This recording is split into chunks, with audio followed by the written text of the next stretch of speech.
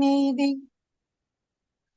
ஓவாது நின்ற குணத்தொண்டி செல்வன் என்ப தேவாதி தேவனவன் சேவடி சேர்த்துமன்றே. வணக்கம் ஐயா. மிக்க நன்றிங்கம்மா. சான்றோர் பெருமக்கள் அனைவரையும் வணங்கி மகிழ்கிறேன்.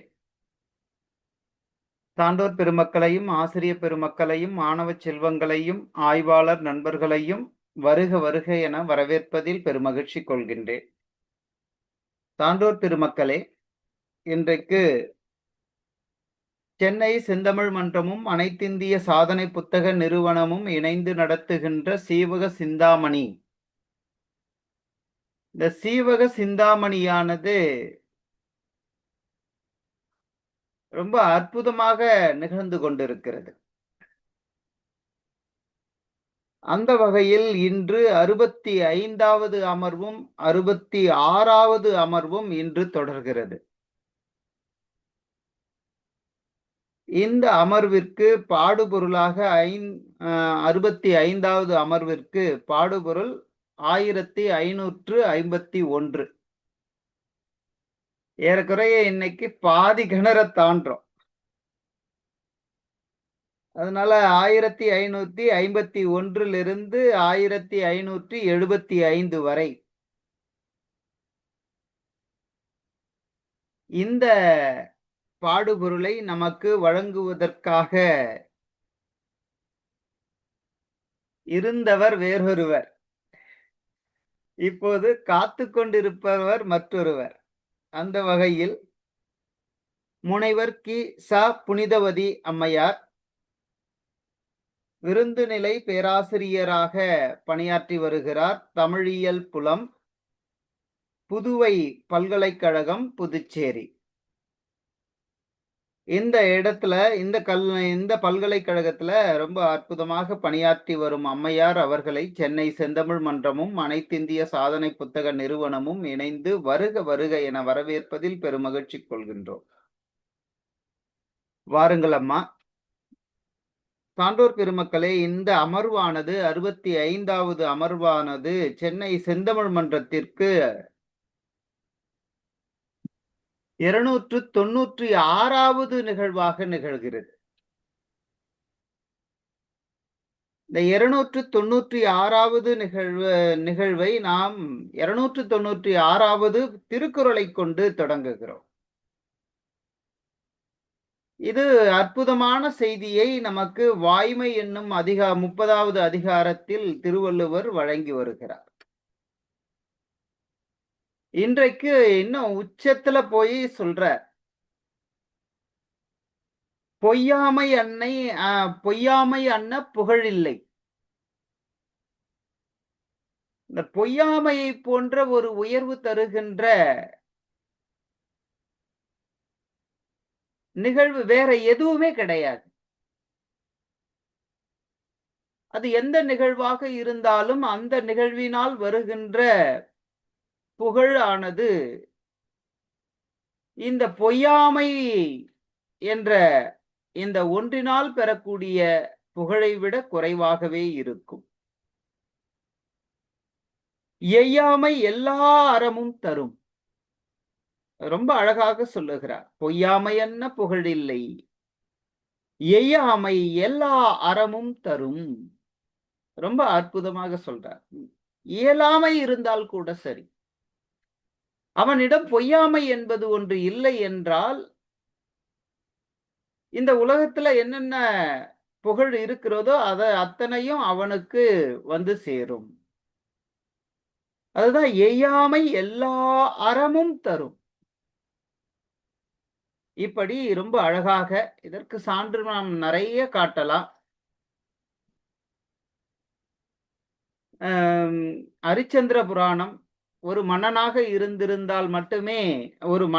இருந்திருந்தால் அவர் இந்த அளவிற்கு புகழை அடைந்திருப்பாரான்னா நிச்சயம் முடியாது.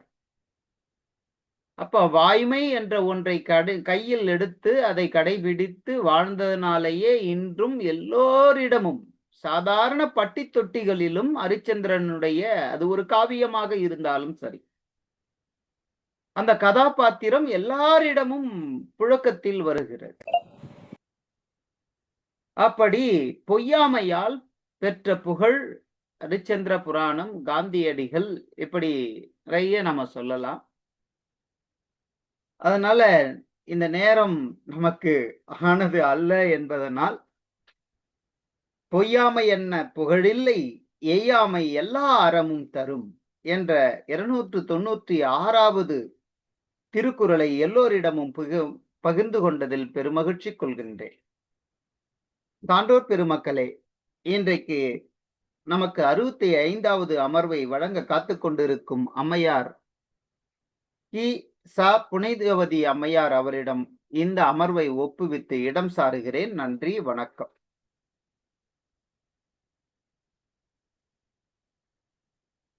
இணைகின்ற தாய் தந்தையரை வணங்கி இணைய வழி இணைந்திருக்கக்கூடிய அத்துணை சான்றோர் பெருமக்களுக்கும் என்னுடைய முத்தான முதற்கண் வணக்கத்தை உரித்தாக்கிக் கொள்கின்றேன். இன்று 65வது அமர்வில் மீண்டும் ஒரு முறை சென்னை செந்தமிழ் மன்றம் சிவக சிந்தாமணியை குறித்து தொடர் சொற்பொழிவில் பேச வாய்ப்பளித்தமைக்கு என்னுடைய மனமார்ந்த நன்றியினை மீண்டும் முதலிலேயே வணக்கத்தோடு சேர்த்தே சொல்லி ஐயா.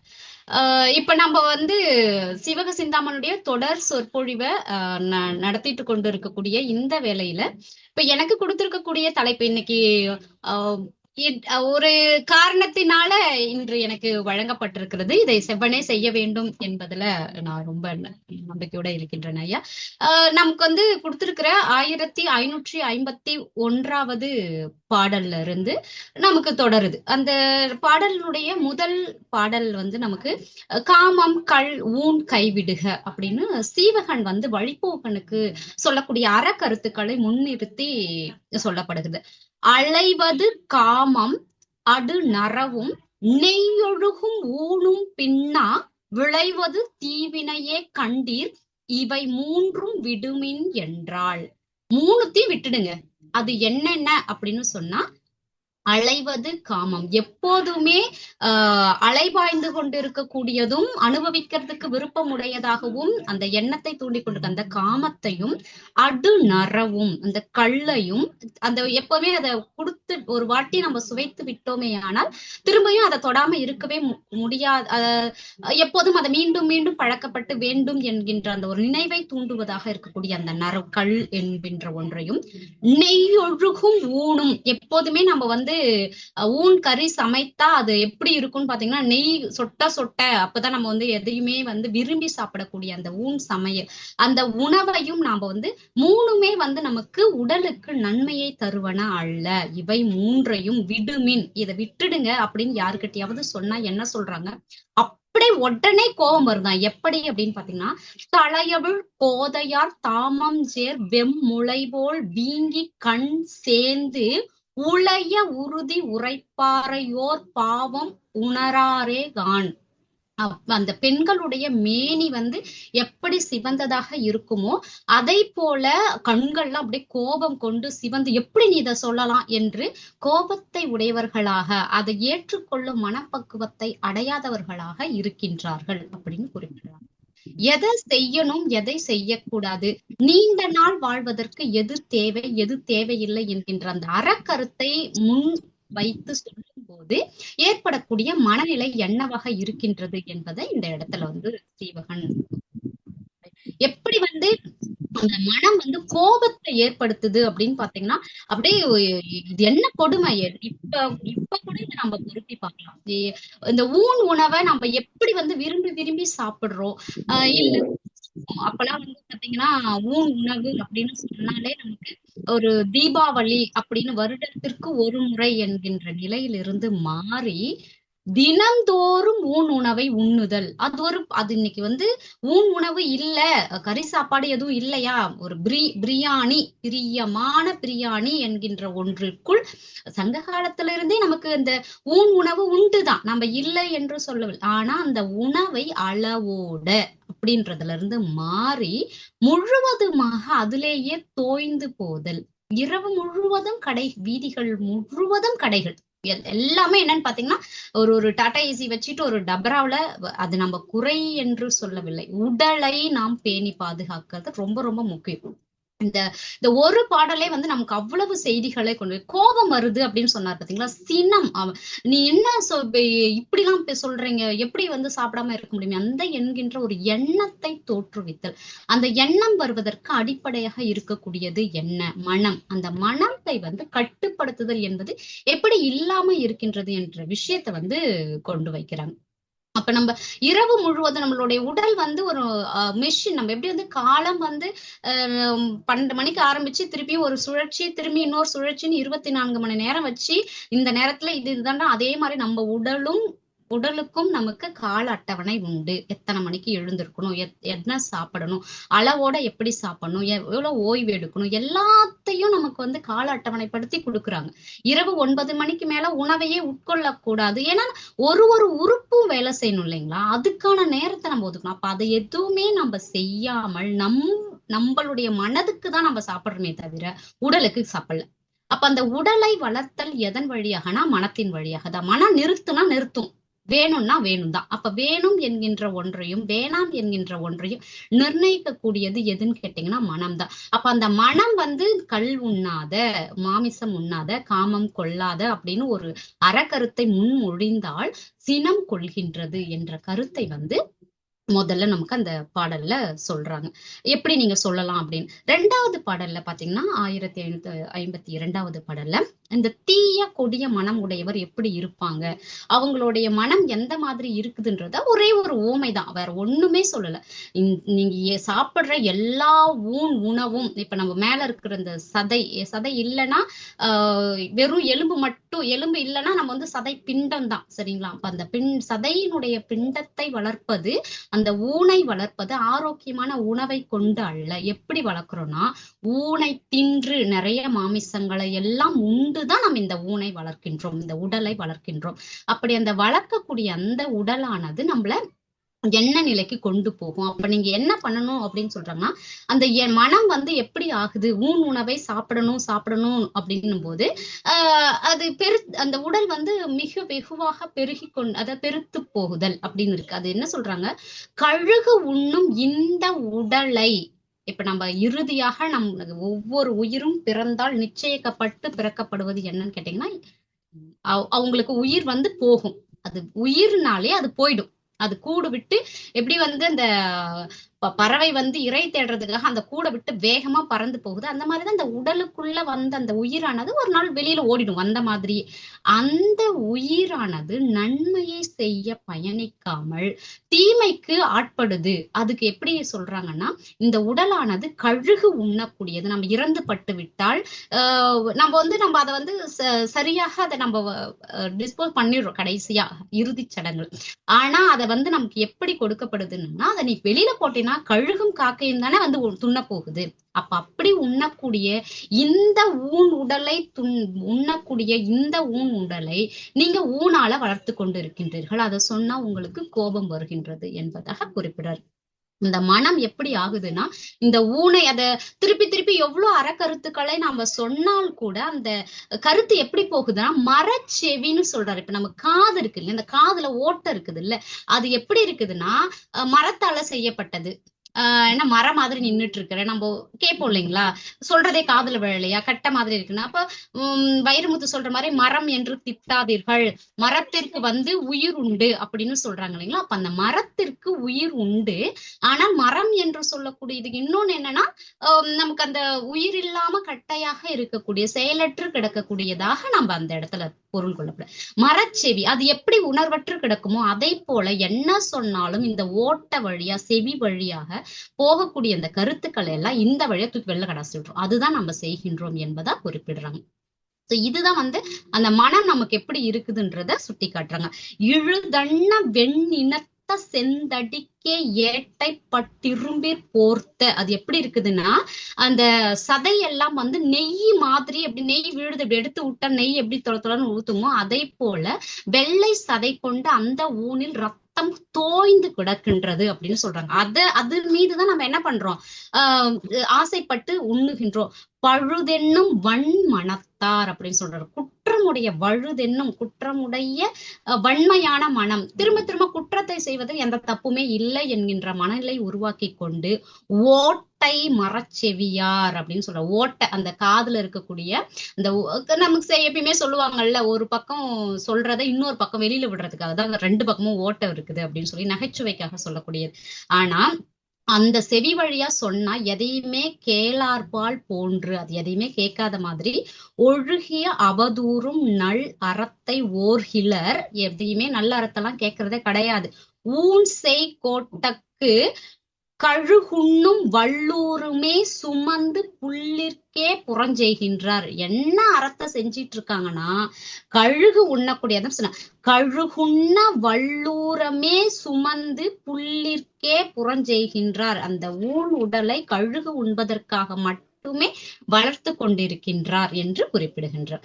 அடுத்த பாடல்ல பாருங்க, பிறருக்கு அளித்தலே இன்பம். அப்ப என்னதான் செய்யறதுன்னு நீங்க ஒரு நல்ல சாப்பாடு, ஒரு கறி சோறு சாப்பிடுறதுலாம் உங்களுக்கு குற்றமா என்பதாக அடுத்த கேள்வி. இல்ல, நீங்க உங்களை சாப்பிட வேணாம் நீக்குங்கள், மனதளவுல கொஞ்சம் கொஞ்சமா அதை தாண்டி நம்ம என்ன சாப்பிட்டா நல்லது அப்படி என்பதை அறிந்து கொண்டு உண்ணுங்கள் என்பதை குறிப்பிடுறாங்க. அப்ப வேற என்னதான் நாங்க செய்யறதுன்னா, நல்ல அறத்தை செய்யுங்கள். அந்த அறம் என்பது என்னன்னா பிறருக்கு அளித்தல். நீங்க அடுத்தவங்களுக்கு கொடுத்து உதவுங்கள். அதை எப்ப கொடுக்கணும்ன்றத ரொம்ப அழகா இந்த பாடல்ல சொல்லியிருக்கிறாங்க. படிக்கும் போது எப்படி இவ்வளவு அழகா நம்மளால நம்மளுடைய திருத்தக்க தேவரால குறிப்பிட முடிகின்றது என்ற ஒரு நினைவு தோணுச்சு. என்னன்னா, ஒரு வயது முடிஞ்சிருச்சு, இறுதி கட்டம். நம்ம முன்ன பாடல்லே பார்த்தோம் இல்லைங்களா, ஒரு உயிர் பிறந்ததுன்னா உடலை விட்டு கண்டிப்பா நீங்கி விடும். அதுக்கு இறப்பு என்பது நிச்சயிக்கப்பட்ட ஒன்று பிறக்கும் போதே.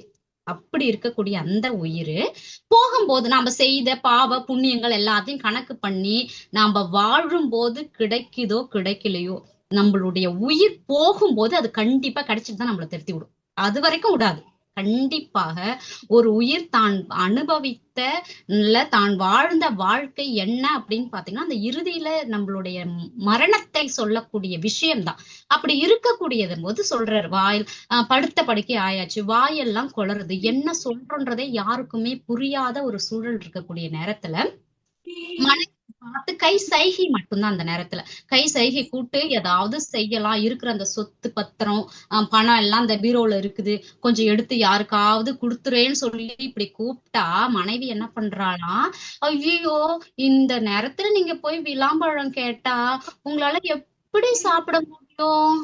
ஏன்னா விளாம்பழத்தை உடைத்தல் என்பது இயலாத ஒன்று. உங்களுக்கு முடியல, நாம ஓட்ட உடைக்கிறதுனா புடிச்சு அடிச்சு அந்த விளாம்பழத்தை அந்த பிள்ளையார் விநாயகர் சதுர்த்தி முடிஞ்சிச்சுன்னா கையில வச்சுக்கிட்டு இருக்கிற கருங்கள் எல்லாத்தையும் சுத்திட்டு தூக்கிக்கிட்டு சுத்த வேண்டியது. ஏன்னா அவ்வளவு சீக்கிரம் அதை உடைக்கவே முடியாது. அப்படிப்பட்ட பழத்தை எப்படி உடைக்க முடியாமல் கடினப்படுமோ, அதை போல இந்த வயதான காலத்துல இறக்கும் தருவாயில இருக்கக்கூடிய ஒருவர் அந்த நேரத்துல போய் என்ன பண்றாரு, உதவி செய்யணும், இருக்கிறது எல்லாத்தையும் கொடுத்துடலாம் அப்படின்னு நினைக்கிறார். ஆனா தன் வாயில சொல்லக்கூடிய ஒரு சொல் கூட மற்றவர் செவியில் புரியல. அந்த மாதிரியான ஒரு சூழலுக்கு தள்ளப்பட்ட பின்பு என்ன பண்றாரு, கொடுக்கணும்ன்ற எண்ணம் வருது. ஆனா கொடுக்கலாமா அப்படின்னு பார்த்தா அங்க அவங்களுடைய மனைவி என்ன செய்யறாங்க, அந்த பேச்ச மாத்திடுறாங்க. அப்ப தான் என்ன சொல்ல வந்தோன்றது பிறருக்கு, வெளியில இருக்கிறவங்க எப்பயுமே வீட்டுல பேசுற குழந்தையோட பேச்சு யாருக்கு புரியும்னு பாத்தீங்கன்னா அம்மாவுக்கு தான் புரியும். அங்க வீட்டுல பழகினவங்களுக்கு தான் தெரியும் என்ன கேக்குறாங்க என்ன பேசுறாங்க. அதை போலவே அந்த கணவனுடைய மனைவிக்கு தான் புரியும் அவர் என்ன சொல்றாரு. கண்டிப்பா தெரியுது, அவங்க இந்த கொஞ்சம் இருக்கிற பொருளை எடுத்து யாருக்காவது கொடுத்துரு, போகும்போது கண்டிப்பா இந்த கையில என்ன பண்ண முடியாது, ஒன்று கூட எடுத்துட்டு போக முடியாதுன்னு எல்லாருக்கும் தெரியும்.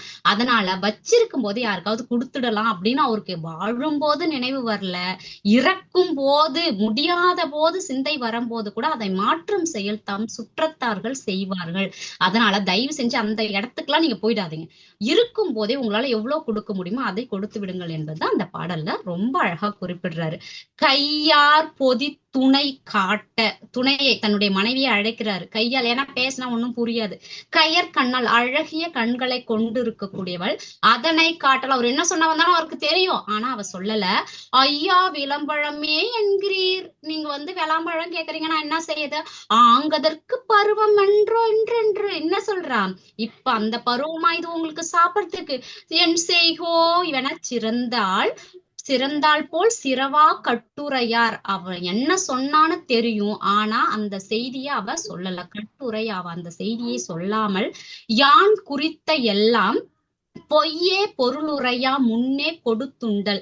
அவ எல்லாமே தவறா மாற்றி சொல்கின்றாள். பொய்யே பொருள் உரையா, அவ வந்து பொய்யதான் இப்ப இங்க வந்து பொருளாக அவர் சொல்றதுக்கு அர்த்தம் இதுதானே அவ சொல்லிட்டு இருக்கிறா. அப்படி நடக்கிறதுக்கு முன்னாடியே நீ என்ன பண்ணினும்? கொடுத்துண்டேல் புரிமின் கண்டீர், நீ அதுக்கு முன்னாடியே கொடுத்துருங்க. கொடுத்தீங்கன்னா நீங்கள் சிறப்பாக வாழ்வீர்கள் என்பதாக குறிப்பிடுறாங்க. இதை விட வேற என்ன செய்ய முடியும் சொல்லுங்க?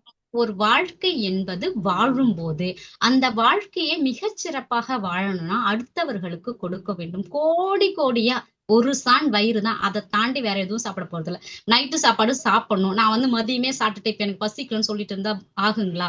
அப்ப உணவு என்பதையும் நாம சேர்த்து வச்சு சாப்பிட்டுக்க முடியாது. வாழ்க்கை என்பதையும் நாளைக்கு சேர்த்து இன்னைக்கு வாழ்ந்துட முடியாது. நேற்றைய வாழ்க்கை இன்னைக்கு வாழ முடியாது. அன்றன்றைய நிமிடத்திற்கான வாழ்க்கை அன்றன்றைய நிமிடத்திற்கானதுதான், அதை நாம மாத்த முடியாது. ஆனால் இதையெல்லாம் புரிந்து கொண்டு பிறருக்கு உதவி செய்யுங்கள். உங்ககிட்ட அவங்கள பார்த்தாலே தெரியும் அவங்க எவ்வளவு துன்பத்துல இருக்கிறாங்கன்னு. அவங்க வாயை திறந்து கேட்கணும் தான் இல்ல, நீங்களும் உங்களால முடியும் கொடுக்கறதுக்கு. நீங்க போட்டு வச்சிருக்க டெபாசிட் குறைஞ்ச வட்டி தான் அரசாங்கத்துல இப்ப கொடுக்குறாங்க. அதை விட இன்னொருத்தவங்களுக்கு கொடுத்தீங்கன்னா அவங்க வாழ்க்கை சிறக்கும் போது அந்த சிறப்பான வாழ்க்கையை பார்த்து நீங்க ஒரு மகிழ்ச்சி கொள்வீங்கல்ல, அதை விட வட்டி பெருசா தெரியாது. அதனால நீங்க பிறருக்கு உதவியை அழியுங்கள் என்பதாக அவர் வந்து குறிப்பிட்டு போறாரு. அடுத்த பாட்டு பாத்தீங்கன்னா துன்பம் தரும் மகளிரின் புன்னகை. அடுத்தது வந்து பெண்கள் வந்து எப்போதுமே உங்களுக்கு துன்பத்தை மட்டுமே தருவாங்க, அதனால அவங்க கிட்ட இருந்து நீங்க கொஞ்சம் தள்ளியே இருக்கணும் என்பதாக குறிப்பிடுறாரு. என்னன்னா அதாவது இந்த இடத்துல வந்து அவங்க எப்படி இருப்பாங்க, நம்மளுடைய வாழ்க்கை என்னன்றத ஒரு ரெண்டே விஷயம்தான் அவர் வந்து நமக்கு கோடிட்டு காட்டுறது. ஒண்ணு வந்து பாத்தீங்கன்னா நிலவு போன்ற முகத்தை உடையவள் பெண்கள். நிலவு எப்படி வந்து நிலவை பார்த்தாதான் பூமியில இருக்கக்கூடிய அள்ளி மலர் வந்து பூத்து வரும், அது வந்து நிலவை பார்த்து. அந்த நிலவை விட அழகு கொண்டவள் யாருன்னு கேட்டா பெண் தான். அப்படிப்பட்ட அந்த பெண் மீது நீங்கள் ஆசை கொண்டு போனீங்கன்னா உங்களுடைய என்ன ஆகும் அப்படின்றத சுட்டி காட்டுறாரு. அடுத்தது என்ன மாதிரியான ஆசைகள் அந்த அடுத்து சொல்றாரு, அந்த பெண்களோட கிட்ட இருந்து நீங்க எப்படி தள்ளி வரணும் அப்படின்னா, நீங்க வந்து பிறப்பு, நம்ம பிறந்துட்டா கண்டிப்பா இறப்புன்னு சொன்னோம் இல்லைங்களா? இந்த இறப்பு வாழ்க்கையை பத்தி குறிப்பிடும் போது நாடக மகள் மாந்தர் இப்ப வந்து நான் வேஷம் போடுறாங்க, நாடகம் நடிக்கிறவங்க எப்படி வந்து நிமிஷத்துக்கு ஒரு கோமாளியா வரணும்னா கோமாளி வேஷம் வருவாங்க, இன்னும் கொஞ்ச நேரத்துல அவங்களே ஹீரோவா வரணும்னா ஹீரோ வேஷத்துல வருவாங்க, அதுவே இன்னும் கொஞ்சம் நேரத்துல மாறி ஒரு பெண் வேடம் போடணும்னா பெண் வேடத்துல வருவாங்க. அப்படி இந்த மாதிரியான வேடங்கள் தாங்கி வரக்கூடிய அந்த நாடக மாந்தரை போல இந்த பிறப்பும் என்ன ஆகும் அப்படின்னு பாத்தீங்கன்னா மாறிக்கொண்டே இருக்கக்கூடியது. நீங்க பாவம் செய்து கொண்டே இருந்தீர்கள் ஆனால் மீண்டும் மீண்டும் உங்களுக்கு பிறப்பு வந்துகிட்டே இருக்கும். எப்படி வந்து பெண் ஒரு நாடகமாந்தர் நிறைய நாடகமாந்தராக தன்னுடைய கேரக்டரை மாத்தி அவர் வந்து சேஞ்ச் பண்ணிக்கிறாரோ, மாற்றிக்கொள்கிறாரோ, அதே போல நீங்க பண்ணக்கூடிய பாவத்துக்கு திரும்பி பிறவிகள் பல எடுத்துக்கொண்டே இருப்பீர்கள் என்று அந்த பாடல் வந்து ரொம்ப அழகா கொடுத்துட்டு போறாங்க.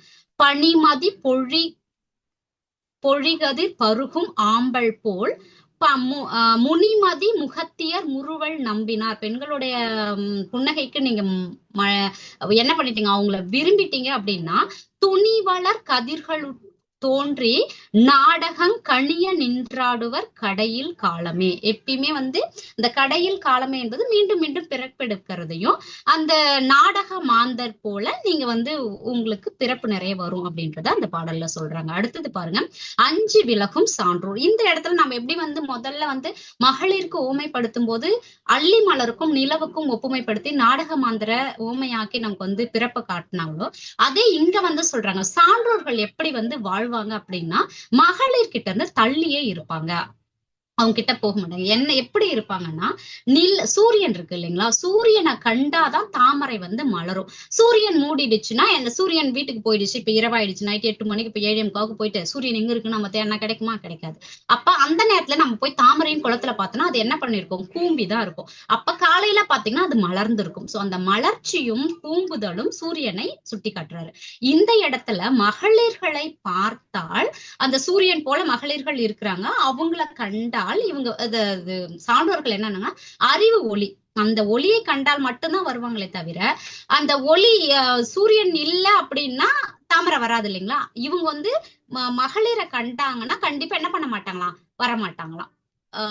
அவங்களுடைய அறிவு வந்து அத்திரத்தை உடையது அப்படின்னு சொல்றாங்க. சூரியன் இல்லைன்னா இவங்க திறக்க மாட்டாங்க. அந்த மாதிரி நிலவு போல பெண்கள் வந்தா இவங்க யாரும் என்ன பண்ண மாட்டாங்க, வெளியில் வந்து பூத்து மலருதல் போல இவங்க தங்களுடைய அந்த உணர்வை வெளிப்படுத்த மாட்டார்கள், அவங்க பெண்களை விரும்ப மாட்டார்கள் அப்படின்னு ரொம்ப அழகா வந்து அஞ்சி விலகுவர் அப்படின்னு சொல்றாரு.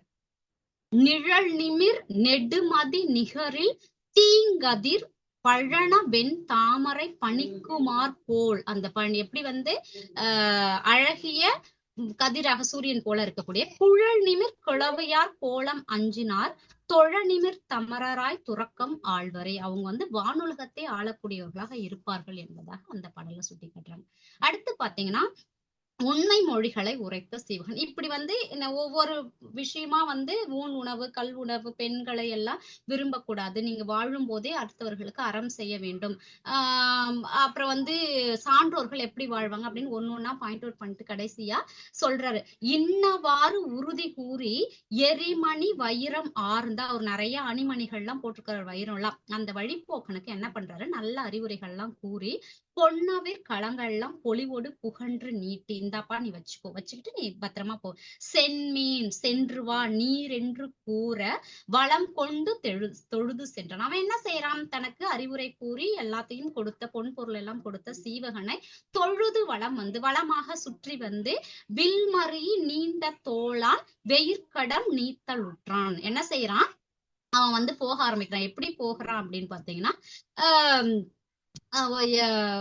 வழிபோக்கன் சென்று விட்டான். இந்த வில் பயிற்சியில வில் மறியி நீண்ட தோளான், தோல் வலிமையில் சிறந்தவனும் வில் போரில் வெற்றி கொள்ளக்கூடியவனுமான வெயிற்கடம் நீத்தல் உற்றான் என்பது நம்மளுடைய சீவகன் வந்து என்ன பண்றான், அந்த கானகத்திலிருந்து தொடர்ந்து மேலும் சென்று கொண்டே இருக்கின்றான் அப்படின்னு நம்மளுடைய கேமசரியார் இளம்பகத்தினுடைய பகுதி வந்து நமக்கு முடியுது. அடுத்தது வந்து பாத்தீங்கன்னா 7வது கனகமாலையார் இளம்பகம் வந்து தொடங்குது. சரிங்களா. இந்த கனகமாலை இளம்பகம் அப்படின்னு பெயர் வருவதற்கான காரணம், கனகமாலையை வந்து மனம் புரிவுதல். அவ யாரு, அவங்க அப்பா யாரு, எந்த நாட்டை சார்ந்தவர் அப்படின்னு நம்ம பார்த்தோம்னா, தக்க நாட்டுல இருந்து சீவகன் வந்து வரான். மத்திய தேயம் என்கின்ற நாட்டுக்கு வந்து அங்க இருக்கக்கூடிய தடமித்தனுடைய மன்னன் மகள் பேரு தான் வந்து கனகமாலை. அவளை மனம் புரியக்கூடிய பகுதியை காட்டுறதுனால இந்த பகுதிக்கு வந்து கனகமாலையார் இளம்பகம் அப்படின்னு சுட்டி காட்டுறாங்க. இப்ப நமக்கு வந்து 1557வது பாடல்ல வந்து பாத்தீங்கன்னா, மருத நிலத்தை விட்டு நீங்கிய சீவகன். நமக்கு எப்பயுமே வந்து அதை சொல்லும் போதே ரொம்ப அழகா நமக்கு குறிஞ்சி முல்லை மருதம் நெய்தல் பாலை அந்த 5 இணைகளுடைய பாகுபாட்டோட வரக்கூடிய சூழலை கிடையாது. மருத நிலத்துல இருந்து நீங்கி அவன் குறிஞ்சியும் முல்லையும் இருக்கக்கூடிய பகுதிக்கு வர்ற மாதிரி ரொம்ப அழகா காட்டுறாங்க.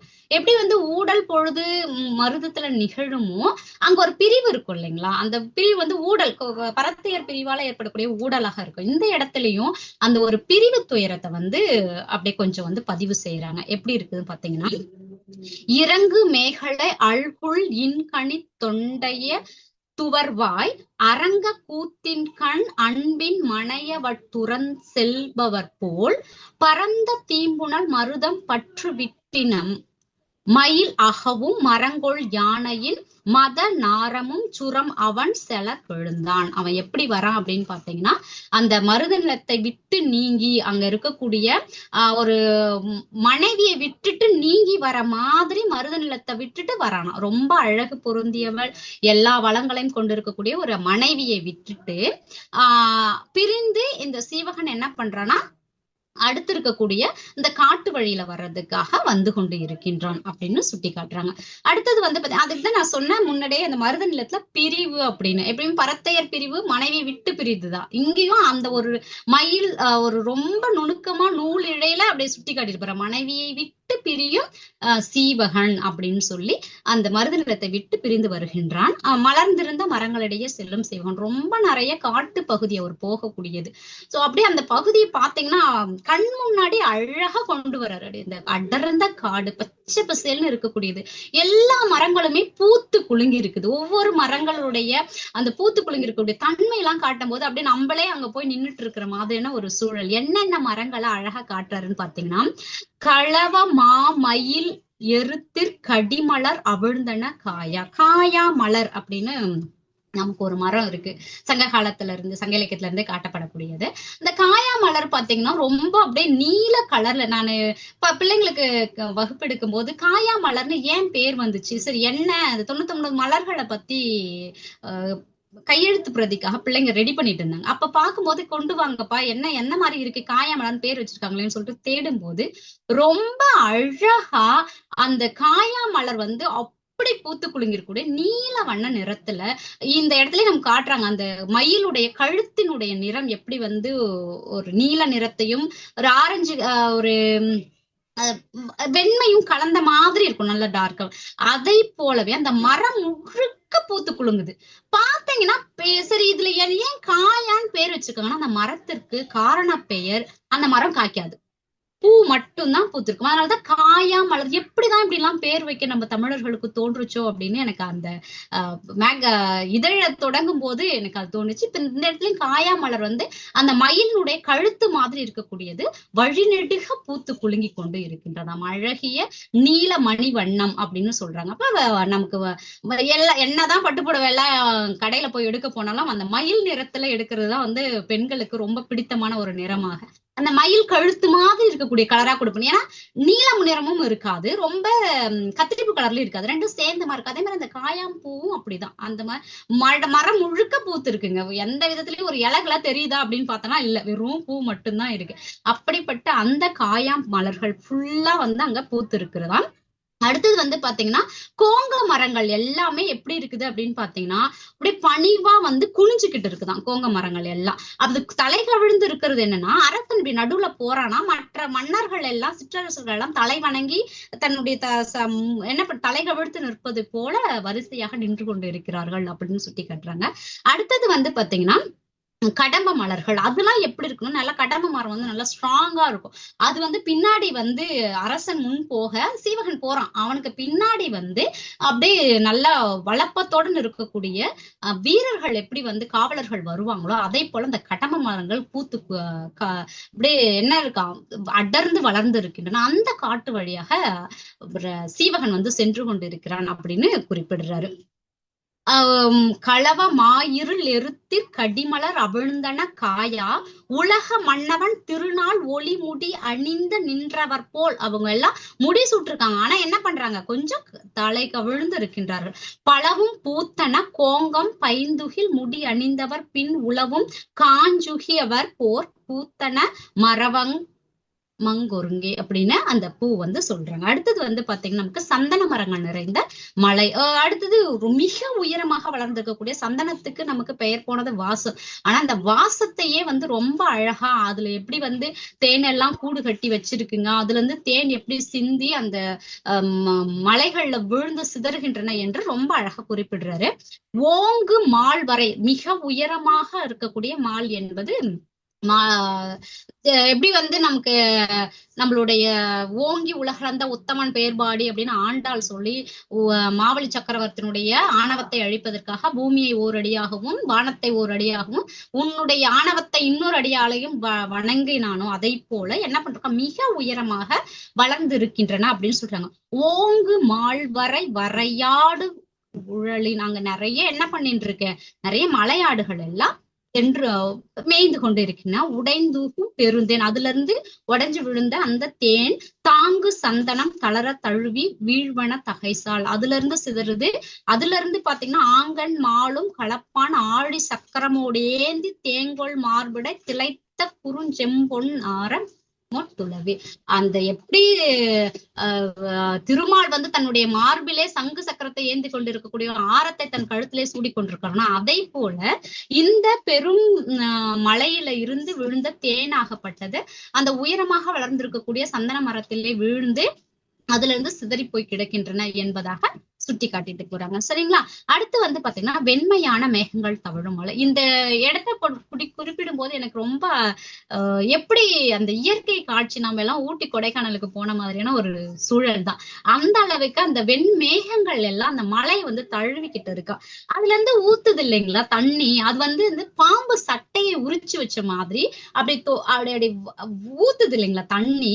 அதை நம்ம வந்து அருவிதான் நீர்வீழ்ச்சி தான் பார்த்துட்டு இருப்போம். ஆனா அதை தாண்டி அந்த மலைகள் அந்த பாம்பு வந்து தன் தோலை உரிச்சு அப்படி தொங்கிட்டு கிடக்குதான் அந்த நீர்வீழ்ச்சி மாதிரின்னு ரொம்ப அழகா கற்பனை நயத்தோட புலவர் வந்து நமக்கு சொல்ல. விழுந்து வெண்மழை தவழும் விண்ணுறு பெருவரை பெரும் பாம்பு. அது பெரும் பாம்பு மாதிரி அந்த பெருவரை மலையில இருக்காம். ஊர்ந்து தோளுரி பணம் போல் ஒத்த மற்றவற்றருவி. மீதி பக்கத்துல இருக்கு இல்லைங்களா, அந்த மேகம் அப்படின்னு நகர்ந்து போன பிறகு உறிஞ்சு கிடக்கிற பாம்பு தோல் மாதிரி வெண்மையா மாறி போச்சு. அந்த மேகம் வந்து முதல்ல கருமையா தவிழுது, அதன் பிறகு கொஞ்ச நேரத்துக்கு பார்த்து மழையெல்லாம் பொழிஞ்சிட்டு அது கொஞ்சம் அப்படியே வெள்ளை வெளியேன்னு பறந்து போகும். நம்ம பாத்தீங்கன்னா மேகக்கூட்டம் இப்ப புதுவையில வேற புயல் எல்லாம் வேற வரப்போகுது சொல்லியிருக்காங்க. அப்படியே இப்பயே வானம் வந்து ரொம்ப இருளா மேகம்லாம் அப்படிதான் இருந்துட்டு இருக்கு. அந்த மாதிரி இருக்கக்கூடிய அந்த மேகங்கள் மழை பொழிந்து வெண்மையான பிறகு தோலை உரிச்சிட்டு போட்டுட்டு போற பாம்பு மாதிரி அப்படியே சரசரன்னு வேகமா போயிட்டு இருக்கு. நீங்க பார்க்கும்போது தெரியும் வெண்மேகங்கள் வந்து மழை பொழிஞ்சுச்சுன்னா பொறுமையெல்லாம் போகாது, வேகமா போகும். அந்த மாதிரியான வேகத்தோட வேகமா போயிட்டு இருக்குங்களாம். தாழ்ந்து வீழ்ந்தவள் முழவீர் ததும்பின மதுரகம் பாட சூழ்ந்து மாமயிலாடி நாடக துளக்குறுந்தனவே.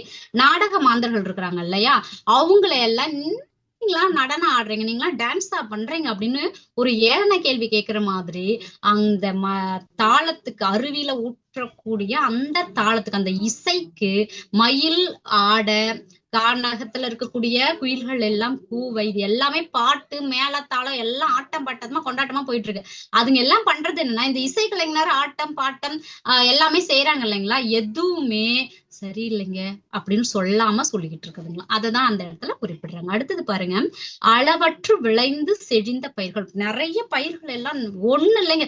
இப்ப நாம எல்லாம் வந்து எல்லா நோய்களுக்கும் தீர்வு வந்து என்னன்னா சிறுதானியம் சாப்பிடுங்க. நம்ம மத்திய அரசாங்கம் சிறுதானிய ஆண்டாகவே வந்து நமக்கு போன வருடத்தை வந்து அறிவிச்சிருந்தாங்க. எப்படி வந்து நம்ம சிறுதானியங்களை போற்றி நம்ம சாப்பிடணும், அதுக்கான நம்ம உடல் வந்து ஏன்னா நாம என்ன உண்டு பழக்கப்பட்டோமோ அதை உண்டு வாழ்ந்தால்தான் நம்ம உடம்புக்கு நல்லது. அப்படி இல்லாம இருந்தோம்னா பின்விளைவுகள் நிறைய வரும். அதனால அதெல்லாம் கொஞ்சம் பாத்துக்கோங்க அப்படின்னு சொல்றது. அந்த சிறுதானிய உணவுகள் எப்படி வந்து அப்ப இருந்திருக்குது, அது எவ்வளவுலாம் வளைஞ்சிருக்குதுன்றத இந்த ஒரு பாடல்ல நமக்கு வந்து எடுத்து கொடுத்துடலாம். நமக்கு வந்து பிள்ளைங்க போட்டிக்கெல்லாம் போனாங்கன்னா இந்த பாட்டெல்லாம் அழகா எடுத்து கொடுத்து விட்டுலாம் என்னென்ன மாதிரியான விளைந்த பயிர்கள் எல்லாம் இருந்திருக்குது அப்படின்றத நமக்கு கொடுத்து விட்டுட்டு போறாங்க. கருவி தேனென தூங்கும் கதிரணி இருங்கொடு திணை சூழ் பொருவில் யானையின் பழிப்போர் பொங்கு காய்குலை அவரை அருவி ஐவன கரும்பும் அடக்கரும் கவை கதிர் வரகும் உருவ எட்பயரும் உழுந்தும் அல்லவும் எல்லையில்லாமல் செழித்து வளர்ந்திருக்கக்கூடிய பயிறு வகைகள் உளுந்து கரும்பு நெல்லு எல்லாம் பயங்கரமா வந்து என்ன பண்ணிட்டு இருக்கான் வளர்ந்து இருக்கின்றன அப்படின்னு சொல்றாங்க. கொத்து கொத்தா அது அந்த அவரைக்காய்க்கு சொல்லும் போது யானையினுடைய விழா எலும்பு இருக்கு இல்லைங்களா, அதனுடைய அந்த கோடு எப்படி இருக்குமோ அதை போல அந்த முதுகு விழா எலும்பு சொல்லுவோம் இல்லைங்களா, அது மாதிரி அப்படியே கொத்து கொத்தா நமக்கு வந்து அவரைக்காய் காய்ச்சிருக்க. நாம கொத்து கொத்தா அவரைக்காய் பார்த்திருக்கிறோம் தான், ஆனா அதை யானையோட கொழும்புக்கு ஊமைப்படுத்தி வாய்ப்பே இல்லைங்க. அவ்வளவு அழகா வந்து அவர் சொல்லிக்கிட்டு போறாரு. எல்லாமே எல்லைன்ற அளவேன்ட்டார். லாஸ்டா எவ்வளவு தரணும் அளவுலாம் சொல்ல முடியாதுங்க, நிறைய இருக்குதுன்ட்டார். அதுக்கு அடுத்தது குறிஞ்சி நில இயல்பு. எப்படிலாம் அந்த குறிஞ்சி இருக்கிறாங்க மக்கள் எல்லாம் வாழறாங்க, அவங்க என்னென்ன உணவுலாம் எப்படி எல்லாம் சாப்பிடுறாங்கன்னு சொல்லி பாத்தீங்கன்னா, யானையோட தந்தத்துல செய்யப்பட்ட உலக்கை அதை வச்சுக்கிட்டு பாறையை குடைஞ்சி அதை உரலாக்கி அதுல போட்டு என்ன செய்யறாங்களாம், ஐவன நெல்லையும் எல்லாத்தையும் போட்டு இடிச்சு குத்தி எடுத்து அதுல இருந்து என்ன பண்றாங்க, பெண்கள் வந்து பசித்தவர்களுக்கு எல்லாம் திணை மாவு தேன் எல்லாம் கலந்து அனைவருக்கும் கொடுத்து கொண்டிருக்கிறாங்க. அப்ப எந்த அளவுக்கு அவங்க செழிப்போடு வாழ்ந்து இருக்கின்றார்கள். நமக்கு யானையினுடைய தந்தத்தையே வந்து மத்தாக்கி இருக்காங்க. அவங்க கிட்ட அது இயல்பா அது வந்து இப்ப இருக்கக்கூடிய சட்டத்திட்டங்களுக்குள்ள அது வராது நமக்கு. ஏன்னா அந்த காலத்துல அது அவங்க அங்கேயே வாழக்கூடியவர்கள் காட்டி அவங்களுக்கு கிடைக்கக்கூடிய அந்த பொருளை வைத்து அவங்க வந்து ஆயுதமாக பயன்படுத்திருக்கக்கூடிய. சோ அதெல்லாம் குத்தி என்ன பண்றாங்க, யானையினுடைய தந்தம் எந்த அளவுக்கு விலை உயர்ந்தது அதை வந்து உலக்கையா வச்சு செஞ்சிருக்காங்கன்னு எப்படி வாழ்ந்திருக்கின்றார்கள் என்பதை நமக்கு பறைசாற்றுறாங்க. யானை வெண்மரும் உலக்கை அரை உரல் ஐவனம் இடித்த தேனை வாசவர் குவவி தீங்கனி வாழையின் பழனும் வாழைப்பழமே போட்டு ஊனை உண்ட வருகும் பசுந்தினை பிண்டியும் ஒருங்கே மானின் நோக்கி வழிதொறும் ஈவ தவ்வழிவே. அந்த வழியில போறவங்களுக்கு எல்லாருக்கும் இந்தாங்கன்னு குடுத்துக்கிட்டே இருக்கிறாங்களா. எல்லாரும் ரொம்ப மகிழ்வோடு வாங்கி எல்லாத்தையும் செஞ்சு தான் மட்டும் சாப்பிடல, எல்லாருக்கும் கொடுக்குறாங்க. அதான் அங்க ரொம்ப முக்கியமானது. மலர்ந்து மகிழ்ச்சியை தந்த மலர் கூட்டம். எல்லா மலர்களும் ரொம்ப அழகா வந்து பூத்து குலுங்கி கொண்டிருக்குன்னா, அந்த நம்ம எப்படி முதல்ல அவர் உள்ள வரும்போது அந்த மரங்களை உயர்ந்து சொன்னாரோ அதுக்கடுத்து செடி வகைகள் எல்லாம் குறிப்பிடுறாரு. அந்த செடிகள் எப்படி எல்லாம் பூத்து குலுங்குது, இந்த செடிகளுக்குள்ளாவும் ஒரு திருமண காட்சியை நமக்கு காட்டுறாங்க. ஏன்னா முன்னமே நான் பேசும்போது திருமண காட்சி தான் குறிப்பிட்டு இப்ப கொடுத்திருக்கிறதுலயும் பாத்தீங்கன்னா, இங்கேயும் வந்து மரம் அந்த கொடிகள் செடிகளுக்குள்ள தாய் கொடி, அப்புறம் வந்து மகனுக்கு திருமணம் செய்யக்கூடிய மலர்கள்னு இங்கேயும் நமக்கு திருமண காட்சியா அப்படின்னு நான் ரொம்ப யோசனை பண்ணேன். அந்த மாதிரி நமக்கு இங்க கொடுக்குறாங்க. முல்லை கொடி எல்லாம் வளர்ந்து இருக்கின்றதாம். குறிஞ்சி எல்லையும் நீங்கி குறிஞ்சி மரம். இப்ப நம்ம இவ்வளவு நேரம் மழை பார்த்தோம், மலையில இருக்கக்கூடிய நீர்வீழ்ச்சி, அங்க மக்கள் எப்படி எல்லாம் சாப்பிட்டாங்க, அங்க என்னெல்லாம் விளைந்தது அப்படின்னு பார்த்தோம். அதுல இருந்து அப்படியே கொஞ்சம் இறங்கி குறிஞ்சி அடுத்தது முல்லை இல்லைங்களா, முல்லை பகுதிக்கு வந்துட்டாரு. நிலப்பகுதியில அந்த இடத்துல வந்து பாத்தீங்கன்னா காடு பகுதி முழுவதுமா அந்த கொடி முல்லை மகள் மொழிந்தாட கொடியுடைய முல்லை கொடி இருக்கு இல்லைங்களா, அது வந்து மகளுக்கு திருமணம் செய்வதற்காக செறிந்த பொன்னிதழ் பைந்தார் கொன்றையம் செவ்வர்க்கு புறவும் என்ன பண்றாங்களா, அடுத்தது சிவந்த நிற கொன்றை மலருக்கு வந்து மனம் பேசி முடிக்கிறதுக்காக பொன்னை போன்ற நிறத்தை கொண்ட கொன்றை மலருக்கு மலர் செல்வனுக்கு மனம் பேசி முடிப்பதற்காக மலர்ந்து விளங்கின. இங்க யாராருக்கு திருமணம் நடக்குதுன்னா, முல்லை கொடி மலருக்கும் இன்னும் கொன்றை மலருக்கும் மஞ்சள் நிறத்துல இருக்கும் இல்லைங்களா, இது ரெண்டுக்கும் வந்து திருமணம் செய்து எல்லாம் ஒன்னோட ஒண்ணு மலர் ஒன்றாக பூத்து குலுங்கிருக்கு.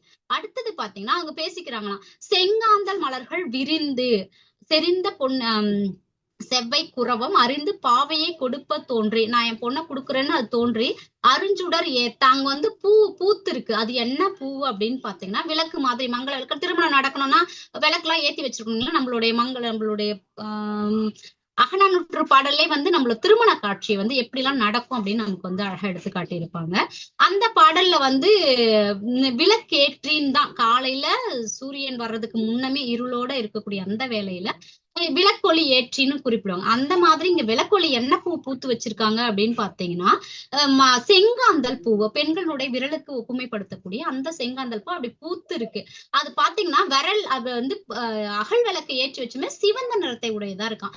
வெள்ளை கலருக்கு பொண்ணு, சிவப்பொண்ணு மஞ்சள் நிறத்துல பையன், இங்க விளக்கேத்தி வச்சிருக்கிறது செங்காந்தல். இது எல்லாத்தையும் வச்சு நமக்கு அந்த திருமண காட்சிய மிக அழகாக நடப்பது போலவும், அங்க இருக்கக்கூடிய வண்டுகள் எல்லாம் வந்து மொய்க்குது இல்லைங்களா, அது எல்லாம் என்ன பண்ணுது, தேனெல்லாம் நீரா சிந்துது. அதெல்லாம் ஆசீர்வாதம் பண்ணுவாங்கல்ல போகும்போது, நமக்கு வந்து வரவேற்புல வந்து பன்னீர் தெளிச்சு யாராவது தெரிஞ்சவங்க சொந்தக்காரங்கன்னா நல்லா தெளிச்சு விட்டு நினைச்சு விட்டு அனுப்புறதுதான் நம்மளுடைய வேலையா இருக்கும். அந்த மாதிரி அந்த தேன் சொரிந்த அந்த வண்டுகள் எல்லாம் அப்படியே பாய்ச்சுதுங்களா. அடுத்தது வந்து பாத்தீங்கன்னா ரொம்ப சிறப்பான முல்லை நிலத்தை வந்து சீவகன் கடந்து சென்றான் அப்படின்னு அந்த இடத்துல குறிப்பிடுறாங்க. நிறைய பூக்கள் பூத்து இருக்குதுங்க. அந்த பூக்களை பூத்து இருக்கக்கூடியதை இப்படி வந்து நமக்கு புலவர் வந்து உவமை காட்டியிருக்காரு. அடுத்தது பாத்தீங்கன்னா மணிகளின் ஒலி முழக்கம். அதுக்கு அடுத்தது அங்க இருக்கக்கூடிய வயல்கள்ல எப்படியெல்லாம் மனங்கள் எப்படிலாம் இருக்குதுன்றது, அரக்குண் பச்சிகள் திரட்டி அருமணி மரகத பலகை பரப்பி இட்டன போல கோபங்கள் பயிர்மிசை பரவ உரைத்த மென்தயிர் பித்தை கோவலர் தீங்குழல் உழவ நிறை கண் மாமணி கரங்கள் நீள் நீளம் கடந்தன நெடியோன். அவன் வந்து அந்த சீவகன் வந்து அந்த வழியா கடந்து போகின்றான். அங்க போகும்போது வந்து பாத்தீங்கன்னா நிறைய கோபப்பூச்சிகள் எல்லாம் வந்து நிறைய பச்சை நிறத்துல இருக்கக்கூடியது எல்லாம் செம்பஞ்சு திரட்டின மாதிரி கோபப்பூச்சிகள் நல்லா அப்படியே சுத்தி பறந்துகிட்டு இருக்கிறது. அதுக்கப்புறம் வந்து பாத்தீங்கன்னா பசு கூட்டங்கள் கழுத்துல கட்டிருக்கக்கூடிய அந்த, ஏன்னா முல்லை நிலத்துல ஆயர்கள் அவங்களுடைய தொழில் நமக்கு வந்து பசு ஆக்களை மேய்த்தல், அது அந்த பசுக்களுடைய கூட்டத்துல இருக்கக்கூடிய அந்த மணி எல்லாம் சத்தம் போட்டுக்கிட்டு போகுது. இந்த மாதிரியான குறிஞ்சி நிலத்துல இருந்து அப்படியே சீவகன் என்ன பண்றான், காடு சார்ந்த பகுதியில முல்லை நிலத்தை நோக்கி கடந்து செல்கின்றான் அப்படின்னு. அடுத்தது பாருங்க, வனகிரி மலையை காணும் சீவகன். அங்க வந்து மலை இருக்கு, அந்த மலையை பாக்குறான். அவன் போற வழியில வள்ளி வாரிய குழியின் வளர்வொன்னும் வைரமும் இமைக்கும் கள்ளி வேலியின் நீங்கி துறக்கம்பு கிடுமென சூழ்ந்து வெண்டிரல் விசித்து நிலத்தொடு கரிபுடைத்தவை போல் துள்ளி வீழிய அருவி வனகிரி தோன்றியதனவே. அவன் வந்து ரொம்ப அழகா வெள்ளிக்கம்பி மாதிரி அருவிகள் வந்து அப்படி ஊத்துறத சீவகன் வந்து எதிர்க்கே பாக்குறான். அந்த மழை எப்படி இருக்கு, அங்க என்னென்னலாம் இருக்கு அப்படின்னு பாத்தீங்கன்னா, வழி நெடுக வந்து அவன் போற வழியில நிறைய பேர் வந்து கிழங்குகளை எல்லாம் அகழ்ந்து எடுத்தல் தோண்டி எடுப்பாங்க. இப்ப நம்ம மரவள்ளி கிழங்கு எல்லாமே கூட வள்ளிக்கிழங்கு எல்லாம் புடுங்கும் போது பாத்தீங்கன்னா அடியில அருந்து விட்டுடுவாங்க. உடனே என்ன செய்வாங்க, அதுல ஒரு குச்சி எடுத்து திருப்பி சொறி விட்டு போயிட்டு திருப்பி வந்து அறுவடை முடிஞ்ச பிறகு எந்தெந்த இடத்தெல்லாம் மீதி இருக்கோ அதெல்லாம் தோண்டி எடுக்க, அந்த மாதிரி நிறைய பள்ளங்கள் இருக்கும் தோண்டி எடுத்தது. அப்படி தோண்டப்பட்ட அந்த பள்ளங்களுக்கு கீழே எல்லாமே வைரமணிகள் எல்லாம் நிறைய மாணிக்க கற்கள் எல்லாமே இருக்கலாம். இதெல்லாம் என்ன பண்ணுது அப்படின்னு பாத்தீங்கன்னா, இதெல்லாம் வானுலகத்துக்கு இங்கே கொண்டு போயிட போறாங்கன்னா இந்த அருவி வந்து என்ன பண்ணுதான், இதை எல்லாத்தையும் பாதுகாத்து வச்சிருக்கிறதாக நமக்கு வந்து அழகுபடுத்தி குறிப்பிடுறாங்க. எப்படி இவ்வளவு பொண்ணும் பொருளும் வைரமணிகள் நவரத்னங்கள் எல்லாம் வீசி கிடக்கும் போது அது அந்த அருவிகள் வந்து பாதுகாக்கிற மாதிரி அது வந்து என்ன பண்ணுதா, வெள்ளி கம்பியால காத்து கொண்டு இருக்கின்றது அப்படின்னு சுட்டி காட்டுறாரு. இந்த வழியா வந்து அவன் சென்று போகின்றான். எதிரே வந்து அந்த அழகிய மலையை பார்க்கிறான். நீர் நிறைந்து செழித்திருந்த சுனை, அங்க வந்து நிறைய அந்த வனகிரி மலைக்கு போறதுக்கு முன்னாடியே அவன் வந்து பார்த்தா நிறைய மலர்களை பாக்குறான். அங்க பளிங்கு மாதிரி தண்ணி அவ்வளவு தெள்ள தெளிவா, இப்ப நம்ம தண்ணி தெளிவுன்ற அந்த வார்த்தைக்கே போயிடக்கூடாது, தண்ணி தெளிவா இருக்காது அப்படின்றதுதான் நம்மளுடைய மனக்கண் முன்னாடி நிக்கக்கூடிய வாழ்க்கையுடைய சூழலை தான் நாம வாழ்ந்துட்டு இருக்கிறோம். காடுகளுக்கே சென்றால் கூட நம்மளுடைய கழிவுகளையும் நம்ம கொண்டு போற அந்த குப்பைகளை எல்லாத்தையும் அதுங்கிட்டதான் போட்டுட்டு வரோம். ரொம்ப தன்னுடைய தன் தூய்மை என்பது இல்லாம போயிடுச்சு. எப்படியாவது போட்ட நான் நல்லா இருக்கேன்னா அது மட்டும்தான் என்கின்ற வாழ்க்கை முறைக்கு பயன்படுத்தாம இருக்க முடியாது நிறைய பொருட்களை. ஆனா அளவுக்கு குறைவாக கொஞ்சம் பயன்படுத்தினால மாசு வந்து நம்ம நிறைய குறைச்சிடலாம். இப்போ எரிமலை வந்து வெடிச்சு நம்ம வடக்கு பகுதியில மிகப்பெரிய பாதிப்பை எல்லாம் ஏற்படுத்தி கொண்டிருக்கிறது. சாதாரணமா யாரும் நம்ம முக கவசம் நம்ம வந்து கொரோனா டைம்ல போட்டிருந்தோம், ஆனா இப்பயும் போடக்கூடிய சூழல் ஏற்பட்டிருக்கு. சுற்றுப்புற சீர்கேட்டினால மாசுடைய கட்டுப்பா அந்த ரொம்ப இருக்கக்கூடிய அந்த புரிதல் இல்லாததுனாலதான். இது ஏன் அப்படின்னு பாத்தீங்கன்னா அதெல்லாம் தவிர்க்கணும். நம்ம எதுவும் தெரியாம செய்யல, எல்லாமே தெரிஞ்சுதான் நம்ம இப்ப பிழைகளை எல்லாமே செய்யக்கூடிய பிழைகள் என்னன்னு பாத்தீங்கன்னா எனக்கு எல்லாம் தெரியும் என்ற ஒரு பதிலோட தான் நம்ம எல்லா பிழைகளையுமே செய்வதாக இருக்கின்றோம். அந்த மாதிரி வந்து போயிட்டு இருக்கு. அப்ப பாணர்கள் எல்லாம் வந்து இசைக்கிற மாதிரி இந்த வண்டுகள் எல்லாம் அந்த வழியில் முழுக்க, ஏன்னா பூக்கள் நிறைய பூத்திருந்தாலே வண்டுகள் தானா வந்துரும், வந்தாலே அதுங்க சத்தம் போட்டு இருக்கும். அந்த சத்தங்கள் எப்படி இருக்குதுன்னா பாணர்களுடைய பாடல் மாதிரி இருக்குன்னா, அண்ணல் தான் செல் முன்னாள் அணிமலர் பூப்பொழில் அதனுள் வண்ண மாச்சுனை மாநீர் மனிதன மணித்தெளிதனையது ததும்பி தன்னென் தாமரை கழுநீர் நீலம் தாதவிழ் ஆம்பல், எல்லாத்தையும் நீர்ல இருக்கக்கூடிய எல்லா மலர்களையும் குறிப்பிடுறாங்க. எண்ணின் பன்மலர் கஞனி இனவண்டு பான்முரண் உள்ளதே, நம்ம பாணர்களை விட நாங்க நல்லா வாசிப்போம் அப்படின்னு அந்த வண்டுகளும் இசைப்பாடி திகழ்வதாக நமக்கு சுட்டி காட்டுறாங்க. அடுத்த பாடல பாருங்க, சோலைக்குள் புகு ஓய்வு கொள்கின்றான் சீவகன். அப்ப அந்த மாதிரியான அழகிய பூஞ்சோலை எல்லாம் கடந்து போது அங்க வந்து ரொம்ப ஒரு அழகிய வாசத்தோட பெண் வாசம் வந்து ஒரு பெண் வந்து நிக்கிறான், காணத்தின் ஏகுகின்றான், காட்டுல போய் நிக்கிறான். கடிமொழி கவின் கண்ணெதிர் தானத்தில் இருந்தலொடும் தையலால் ஒருத்தி தானே. அவ வந்து ஒரு பெண் வந்து தானா அவளை வர வானத்தில் இடிந்து வந்த வானவர் மகளும் ஒப்பளவ. எப்படின்னா அப்படியே வானுலகத்துல இருந்து கீழே வந்த பெண் மாதிரி அவளுக்கு நேரானவளாக ஒப்பானவளாக நாணமும் பூவும் சாந்தும் நாரவந்தருளி நின்றாள். அவ வந்து அந்த புனுகு வாசனை, அதாவது மாசம் மிகுந்த மலர்களையும் திரவியங்களையும் பூசிக்கொண்டிருப்பவளாக அவ வந்து அவன் கிட்ட வருகின்றாள் அப்படின்னு சொல்றான். அவன் அருகில் வந்து நிக்கிறா. சீவகன் வந்து பாக்குறதுன்னா தெய்வ பெண் மாதிரி இருக்கே அப்படின்னு சொல்லிட்டு, குறிஞ்சி பூங்கோதை போலும் குங்கும முளையினால் தன் நிறைந்த பொற்களாவன் தோன்ற நெடுந்துகில் விளிம்பொன் ஏந்தி செறிந்த தோர் மலரை கிள்ளி தெரிந்திடா சிறிய நோக்கா நறும்புகை தூது விட்டு நகைமுகம் கோட்டி நின்றாள். நறும்புகை தூது விட்டு அவ எப்படி சொல்றான், ஒரு சின்ன புன்னகை. அவ ரொம்ப அழகா இருக்கிறா, ஆனா அவன் வந்து பார்க்கவே இல்லை.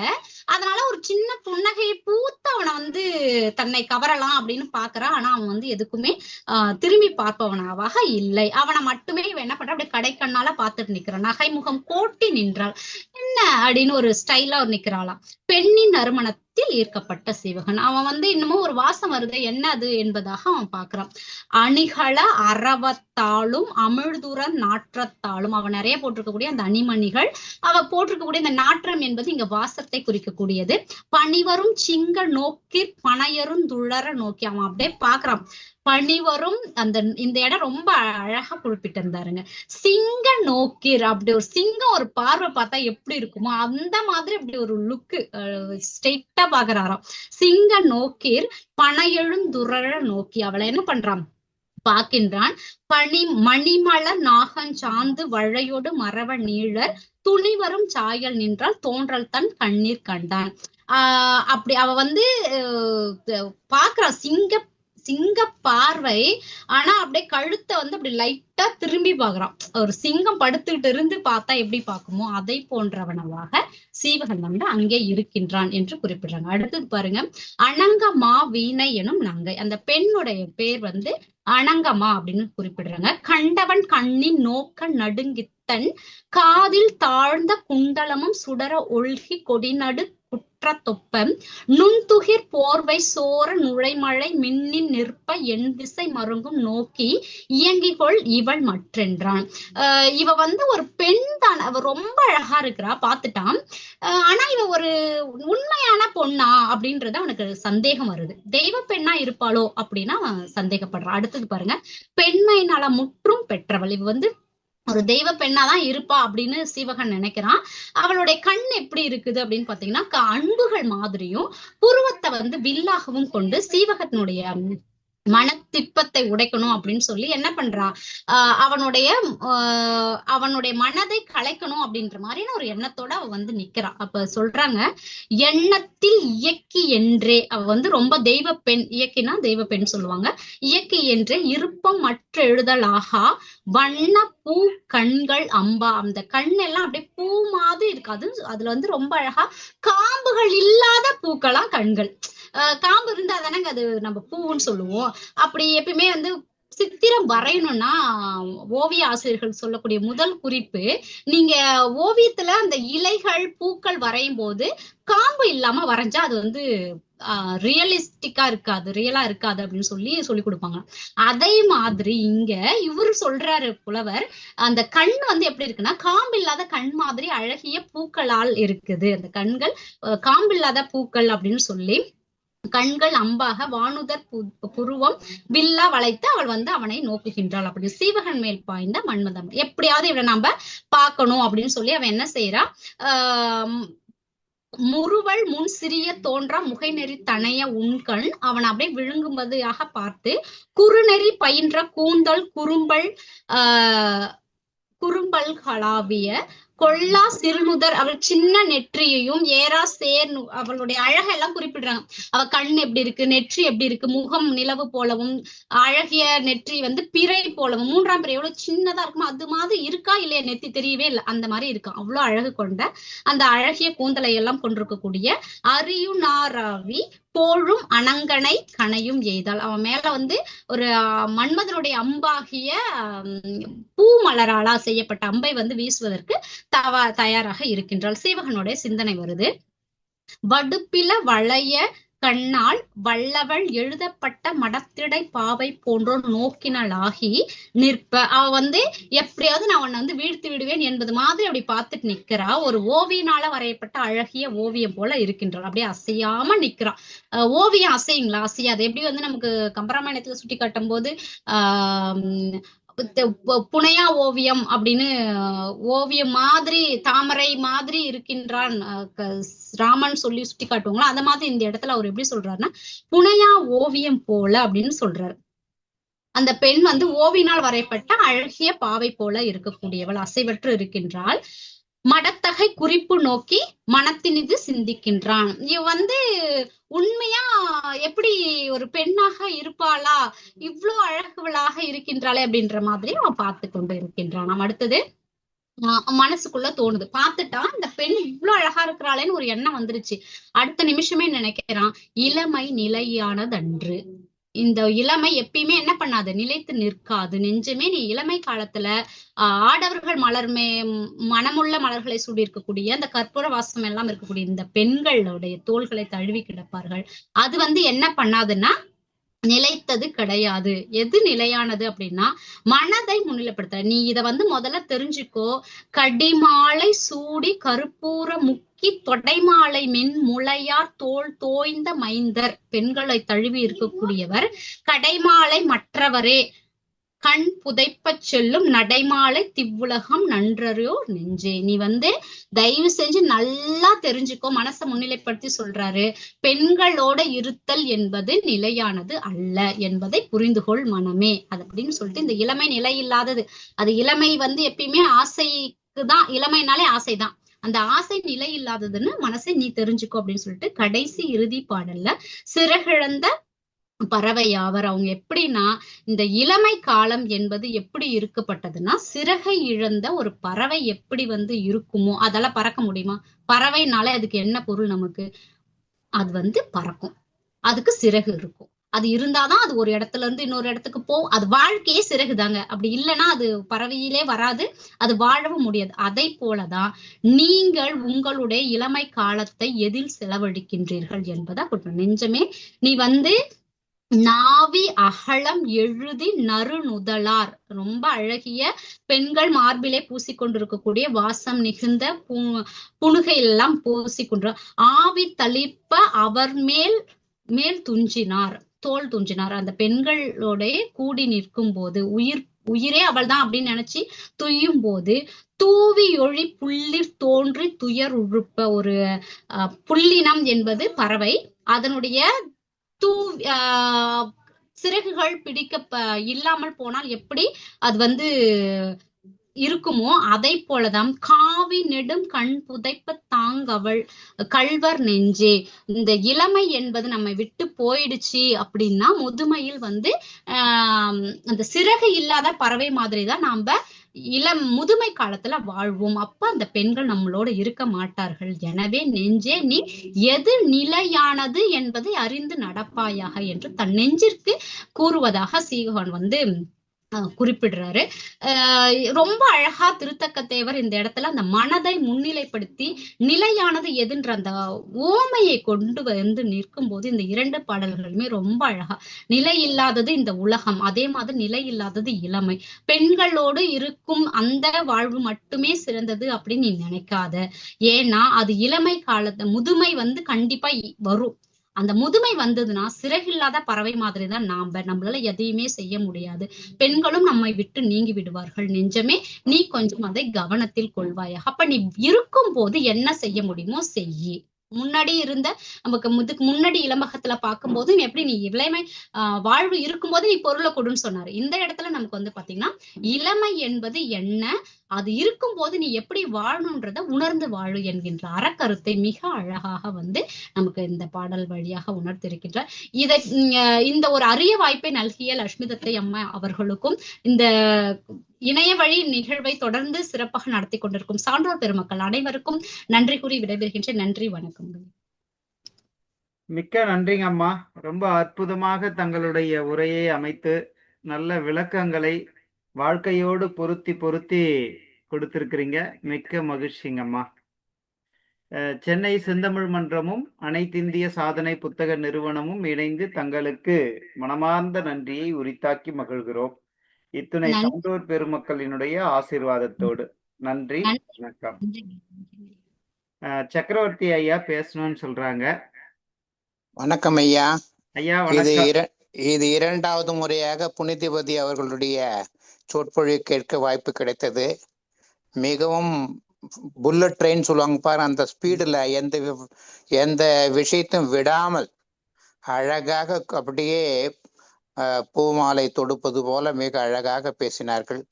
மிகவும் மனமார்ந்த வாழ்த்துக்கள் அவர்களுக்கு. ரொம்ப அழகா பேசுனாங்க. பாத்தீங்கன்னா ஒவ்வொரு திணைகளையும் அங்க வர்ணனை செய்யும் பொழுது அப்படியே எப்படி திருத்தக தேவர் எடுத்து கொடுத்தா அது மாதிரி எடுத்து நம் கண் முன்னாலே மிக அழகாக சொன்னார்கள். வாயாலே வர்ணிக்க முடியாத அவருடைய திறமையை. 1553வது பாடலை கொடுக்கும் பொழுது, இது எங்க ஊர்ல நடந்த கதை. பொதுவா நடக்கும் ஊர்ல இந்த வயசான காசுல ஒரு படுக்கையில் இருக்காருன்னு வைங்க, அவர் போறாருன்னா ஊர்ல இருக்க ஒரு பெரியவங்கள 4-5 பேர் வந்து அவங்கள பார்ப்பாங்க. பார்க்கும்போது வாழ்நாள் எல்லாம் அவரு கஞ்சத்தனமா இருந்த அவரு ஏதாவது அவங்களுக்கு அந்த பொதியை கொடுக்கலாம், பொன் கிழியை கொடுக்கலான்னு சொல்லிட்டு துணைவிக்கு மனைவி கிட்ட கை காட்டுறார். அந்த அம்மா நல்லா புரிஞ்சுக்கணும், இது மாதிரி ஊரா நடக்கிற கதை. அதுதான் கையால் பொது துணியே காட்ட கயல் கண்ணால் அதனை காட்டால் கையா விளாம்பழமே என்கின்றீர் ஆங்கதற்கு பருவமன்று என் செய்கோ அப்படின்னு அப்படி கதை திருப்பி விட்டுறான். அதான் சொல்ல, அது மாதிரி உன் நிலை வரத்துக்கு முன்ன நல்லா இருக்கும்போது வாயால பேசுகிற போது நீ அறம் செய்வாக என்றது அன்றறிவாம் என்னாங்குள் அறம் செய்யும் சொன்னார் பாருங்க. அது மிக அழகா இதை சொல்றாரு. இந்த அம்மையார மிக அழகாக வேகமாக விளக்கி கொடுத்தார்கள். எங்கள் ஊர்ல நடக்கிற கதையை சொல்வதற்காக உங்களுக்கு நினைவு கூறினேன். மிக அழகான வர்ணனைகள். எப்படி இந்த ஜீவகனுடைய சரித்திரத்தை பார்த்தீங்கன்னா, பாத்திரத்தை பார்க்கும் பொழுது இது காமுகன் இல்லாமல் மிகவும் கேர்ஃபுல்லாம ஒவ்வொன்றுத்தையும் எடை போட்டு பார்க்கின்றான். அந்த ஏக்கி போல வந்த அனங்கமாமணி மாலை பார்த்து கூட மயங்காமல் தன் நெஞ்சை அடக்கி கொண்டு பேசுகிறது. மிக அழகாக மேலும் பார்க்கலாம். அதை பற்றி மிக அழகாக விளக்கினீர்கள். முனைவர் புனிதவதி அவர்களுக்கு நான் என் தரப்பில் மிகவும் பாராட்டுகளை தெரிவித்துக் கொள்கின்றேன்.